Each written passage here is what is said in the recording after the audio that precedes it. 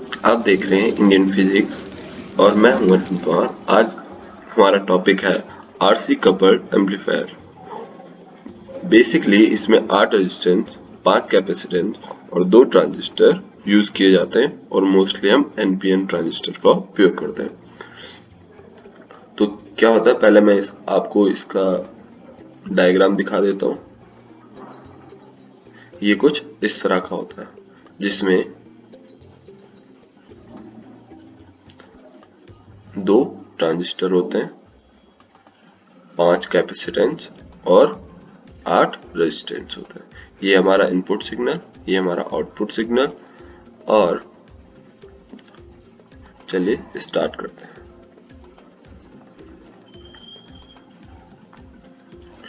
If single transistor used as amplifier, output is small। अगर हम single transistor को use करेंगे एम्पलीफायर के रूप में तो जो उसका आउटपुट निकलेगा वो क्या होगा, स्मॉल होगा। Which have no any practical use, जिसका हम कोई प्रैक्टिकल यूज नहीं कर सकते हैं क्योंकि हमें आउटपुट बड़ा चाहिए। For increasing the utility of amplifier two और more than 2 transistors should be used in same configuration। यानी कि हमें एम्पलीफायर की यूटिलिटी को इंक्रीज करने के लिए 2 या 2 से अधिक ट्रांजिस्टर को यूज करना चाहिए और सेम कॉन्फ़िगरेशन में। Output of first stage is fed to input of second stage and so on. जो पहले स्टेज का जो आउटपुट होगा वो दूसरे स्टेज के इनपुट के साथ जोड़ दिया जाता है। Such operand amplifier is known as multi stage amplifier. इस प्रकार जो हम एम्पलीफायर को प्राप्त करते हैं उन्हें मल्टी स्टेज एम्पलीफायर या कैस्केड एम्पलीफायर कहते हैं। Next, net voltage gain of multi-stage amplifier is the product of the voltage gains due to individual action of different amplifier used। जो हमारा नेट वोल्टेज गेन होता है मल्टी स्टेज एम्पलीफायर में वो क्या होता है, वो सभी जो हमारे एम्पलीफायर है उनका जो होता है प्रोडक्ट होता है। AV is equal AV1 into AV2 into AV3। RC coupled amplifier is example of multi-stage amplifier। जो हमारा RC coupled amplifier है वो क्या है, मल्टी स्टेज एम्पलीफायर का एक एग्जाम्पल है। Let's draw two stage RC coupled amplifier in common emitter configuration। हम क्या करेंगे, RC coupled amplifier को ड्रॉ करेंगे कॉमन एमिटर कॉन्फ़िगरेशन में और जिसकी 2 स्टेज होगी। ये हम देख रहे हैं, ये हमारा ये कुछ यहां से हमारा यहां तक हमारी पहली स्टेज है और इससे आगे ये दूसरी स्टेज है। तो फर्स्ट स्टेज में क्या हो रहा है, ये हमारा सिग्नल है, ये कैपेसिटेंस, इनपुट कैपेसिटेंस जो हमारा अल्टरनेटिव करंट को जाने देगा और डायरेक्ट करंट को जाने नहीं देगा। ये हमारा फर्स्ट ट्रांजिस्टर, इसको हम RL लिख सकते हैं। और यहां से CC और कपलिंग कैपेसिटर, ये यहां से अल्टरनेटिव करंट को जाने देगा और डायरेक्ट करंट को नहीं जाने देगा। और ये हमारा लास्ट में आउटपुट प्राप्त होगा जो कि बड़ा होगा। Input capacitor used for providing conducting path for alternative current and insulating path for direct current। Thus only alternative current can follow through input capacitor। Input capacitor क्या होता है, ये हमारा इनपुट कैपेसिटर C। ये क्या होता है, सिर्फ अल्टरनेटिव करंट को जाने देता है, डायरेक्ट करंट को जाने यानी कि डायरेक्ट करंट डीसी को जाने नहीं देता। कपलिंग कैपेसिटर, ये भी सेम काम करता है। This capacitor is used to connect output of first stage to the input of second stage, provides conducting path for alternative current and not conducting path for direct current. ये हमारा जो coupling capacitor होता है, ये हमारा first stage का जो output होता है उससे और सेकंड स्टेज का जो इनपुट होता है उससे जोड़ दिया जाता है, और ये क्या करता है, अल्टरनेटिव करंट को जाने देता है और डायरेक्ट करंट को जाने नहीं देता है। नेक्स्ट है bypass capacitor या shunt capacitor C. This capacitor used to bypass the alternative component at emitter. It is used to conduct alternative current and bolt to block direct current. हमारे जितने भी कैपेसिटर हैं वो मेनली इसलिए use करे जाते हैं कि अल्टरनेटिव करंट पास हो और डायरेक्ट करंट पास ना हो। Biasing and stabilizing resistance. Resistor R1, R2 are used to biasing the transistor in voltage divider form, so known as biasing resistor. Re is used to stabilize the output, so it is known as stabilizing resistor.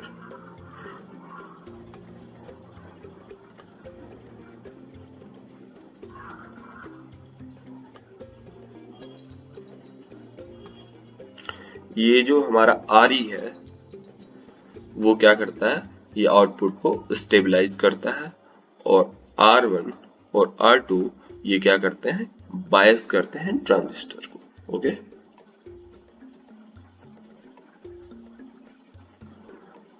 Load resistance, it is used to bias the collector and obtain the input.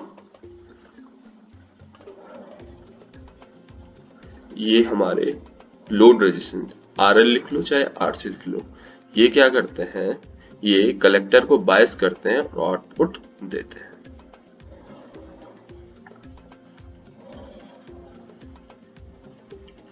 अब आता है working, कि हमारा जो amplifier है वो किस प्रकार से, या multi stage RC coupled amplifier है वो किस प्रकार से वर्क करता है। Weak alternative signal which we have to amplify is connected in input circuit of first stage with the help of input capacitor. First stage amplifier amplifying, सबसे पहले जो हमारा अल्टरनेटिव वीक सिग्नल होता है वो एम्पलीफाई करने के लिए इनपुट सर्किट, फर्स्ट स्टेज के इनपुट सर्किट यानी कि इनपुट कैपेसिटर C की हेल्प से जोड़ दिया जाता है। First stage amplifier amplifying the weak alternative current signal which is fed to input of second stage amplifier. First stage amplifier क्या करता है, amplify करता है weak alternative current signal को जो कि input में दे दिया जाता है second stage amplifier के, और हमें क्या होता है, एक strong output प्राप्त होता है। Overall voltage gain is found as the product of their individual voltage gain. AV is equal AV1 into AV2. In two-stage RC coupled amplifier and output wave signal are in same phase. हम लोग क्या करते हैं, week alternative current signal को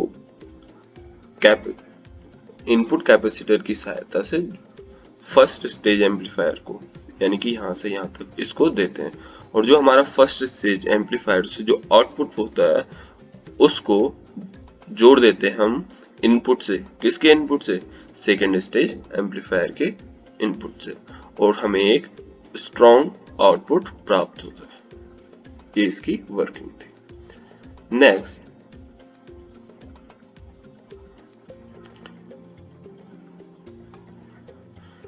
RC coupled amplifier में output wave signals are in same phase. जो हमारा output wave signal होता है वो सेम फेज में होता है। ये क्या है, ये है इनपुट सिग्नल, ये first stage output. First stage में इनपुट सिग्नल की जो थोड़ा सा स्ट्रॉन्ग हुआ, फिर सेकेंड स्टेज आता है, सेकेंड स्टेज आउटपुट वहां में ज्यादा गेन हो जाता है।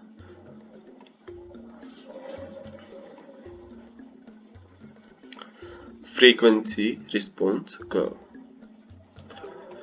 curve plotted between overall voltage gain and freely applied source known as frequency response curve। क्या होता है फ्रीक्वेंसी?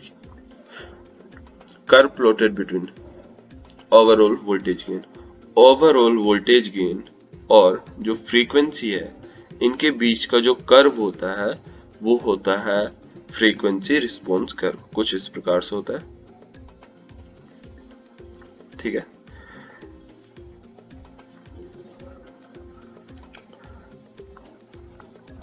इसमें 3 फ्रीक्वेंसी रीजन होते हैं। लो फ्रीक्वेंसी रीजन 0 से 50 हर्ट्ज के बीच में, मिड फ्रीक्वेंसी रीजन 50 हर्ट्ज से 20 किलो हर्ट्ज के बीच में, और high frequency region 20 kilo hertz से ऊपर का रीजन। In lower frequency region, we know resistance offered by capacitor is known as capacitive reactance. Xc is equal 1 upon omega c is equal 1 upon 2 pi fc. Obviously, for lower frequency reactance of coupling capacitor will be higher, resulting small output will be obtained. Thus, in lower frequency range, voltage gain is smaller.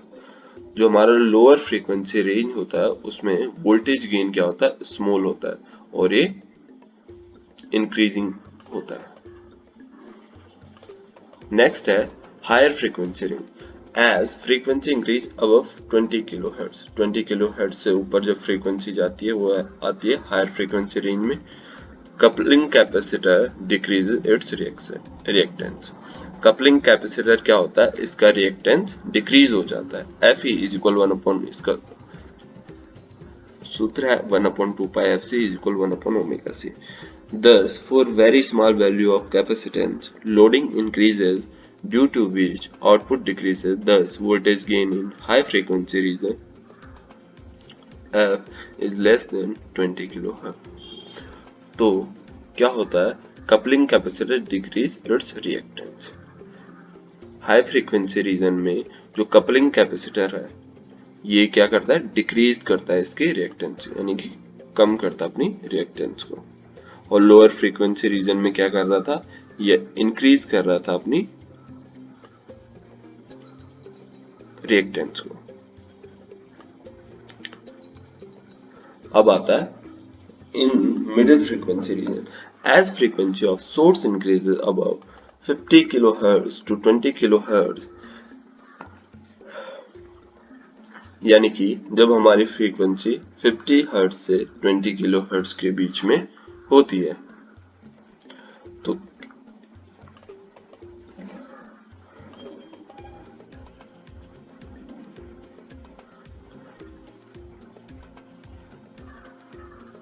तो क्या होता है, voltage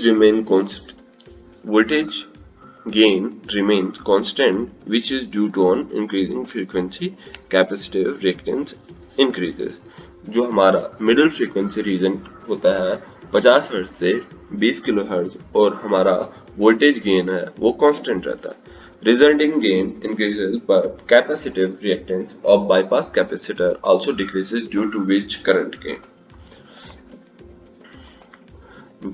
beta कम होता है IC upon TB increase होगा, ये increase का चिन्ह नीचे आएगा।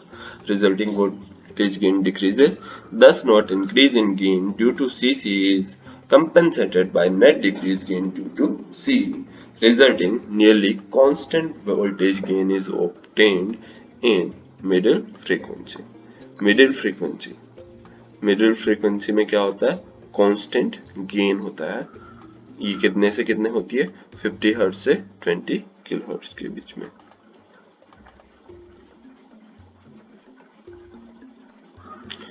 यूज क्या होते हैं, due to high value of voltage gain in middle frequency it is basically use in audio amplifier. इसका प्रयोग हम किस में करते हैं, ऑडियो एम्पलीफायर में। मेरिट, इसके क्या क्या फायदे हैं, it has large bandwidth product, constant gain is obtained near large range of frequency, it is cheapest and available, it is light in weight. Demerit, नुकसान क्या क्या है, it creates noise in moist atmosphere, ये क्या करता है, शोर पैदा करता है। its voltage gain and current gain is small, इससे जो वोल्टेज गेन और करंट गेन होता है वो कम होता है। Thank you, like, share and subscribe.